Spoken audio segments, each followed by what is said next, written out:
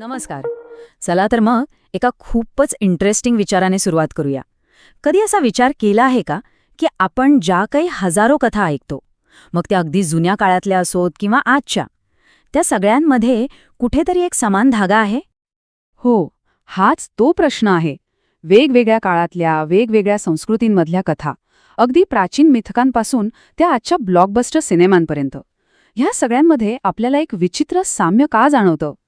तर याच प्रश्नाचं उत्तर शोधण्यासाठी एका विद्वान माणसानं आपलं अख्खं आयुष्य पणाला लावलं. चला त्यांच्याबद्दल जाणून घेऊया. त्यांचं नाव होतं जोसेफ कॅम्पेल. जगभरातल्या पौराणिक कथा आणि वेगवेगळ्या धर्मांचे ते खूप मोठे अभ्यासक होते. आणि याच अभ्यासातून त्यांना एक असं उत्तर सापडलं ज्याने कथांकडे बघण्याचा दृष्टिकोनच बदलून टाकला. आणि तो सिद्धांत आहे मोनोमिथ. म्हणजे काय? तर कॅम्पेल यांचं म्हणणं असं होतं की आपल्याला ज्या हजारो वेगवेगळ्या कथा दिसतात ना, त्या खरं तर एकाच मूळ कथेची वेगवेगळी रूपं आहेत. आजकाल याच मोनोमिथला आपण एका सोप्या नावाने ओळखतो, आणि ते नाव आहे द हिरोज जर्नी, म्हणजेच नायकाचा प्रवास. हा नायकाचा प्रवास म्हणजे जणू काही एक युनिव्हर्सल ब्लूप्रिंट आहे. एक असा साचा जो जगभरातल्या सगळ्या मानवी संस्कृतींमधल्या कथांमध्ये आपल्याला अगदी स्पष्टपणे दिसतो. ठीक आहे, मग हा वैश्विक आराखडा नेमका आहे तरी कसा? चला, तो अधिक सोपा करून पाहूया. याचे मुख्य 3 टप्पे आहेत. हे 3 टप्पे म्हणजे वियोग, दीक्षा आणि पुनरागमन. कोणत्याही नायकाचा संपूर्ण प्रवास याच 3 टप्प्यांभोवती फिरतो. हेच त्याच्या प्रवासाचे मूळ आधारस्तंभ आहेत. पहिला टप्पा आहे वियोग किंवा सेपरेशन. इथे नायक आपलं रोजचं आरामदायी आयुष्य सोडून एका अज्ञात प्रवासाला निघतो. त्याला त्याच्या कम्फर्ट झोनमधून बाहेर पडावंच लागतं. मग येतो दुसरा आणि सगळ्यात महत्त्वाचा टप्पा, दीक्षा किंवा इनिशिएशन. हा तो काळ आहे जिथे नायक खऱ्या अर्थाने घडतो. तो अनेक आव्हानं स्वीकारतो, परीक्षा देतो, आणि या सगळ्यातून त्याला एक विशेष ज्ञान मिळतं, त्याचं पूर्णपणे परिवर्तन होतं. आणि शेवटी येतो तिसरा टप्पा, पुनरागमन. नायक मिळवलेलं ज्ञान फक्त स्वतःपुरतं ठेवत नाही, तो परत येतो आपल्या समाजात. जे काही तो शिकला आहे ते सगळ्यांना वाटून दिल्यासाठी. आणि इथेच त्याच्या प्रवासाचं खरं सार्थक होतं. आता तुम्हाला हे सगळं थोडं पुस्तकी वाटत असेल, नाही का?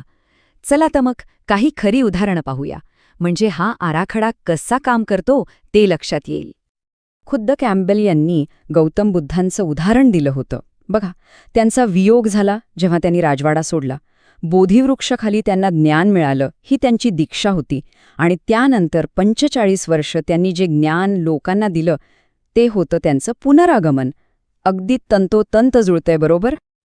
असंच आणखी एक उत्तम उदाहरण म्हणजे रामकृष्ण परमहंस. सुरुवातीला त्यांना कोणी ओळखलं सुद्धा नाही, पण त्यांच्या कठोर साधनेचा जो दीक्षा टप्पा होता, त्यानंतर मिळालेल्या ज्ञानामुळेच ते संपूर्ण जगासाठी एक महान गुरु बनले. त्यांचा प्रवासही याच आराखड्यात बसतो. पण एक मिनिट, या कथा फक्त एकाच आराखड्यात बसतात म्हणून आपल्याला आवडतात का? नाही. यांच्यात अशी कोणती शक्ती आहे जी आपल्याला इतकी आकर्षित करते? यावर कॅम्पेल यांचे खूप सुंदर वाक्य आहे. ते म्हणतात, मिथक कथा म्हणजे शाश्वततेचे मुखवटे. म्हणजे या फक्त गोष्टी नाहीत, तर त्या आपल्याला काळाच्या पलीकडचं काहीतरी दाखवण्याचा प्रयत्न करत असतात. त्यांनी हे एका चर्चच्या उदाहरणाने खूप छान समजावलंय. बघा, चर्चच्या बाहेर आपलं रोजचं धावपळीचं जग असतं, पण आत गेल्यावर एक शांत वेगळंच वातावरण असतं. मिथक कथा अगदी असंच काम करतात.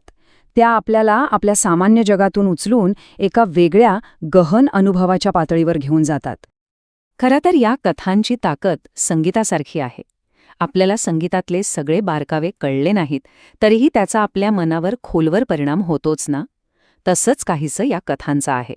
त्या थेट आपल्या अंतर्मनाला स्पर्श करतात. तर मग या सगळ्याचा अर्थ काय?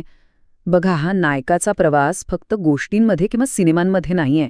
तो आपल्या प्रत्येकाच्या आयुष्यात कुठेतरी दडलेला आहे.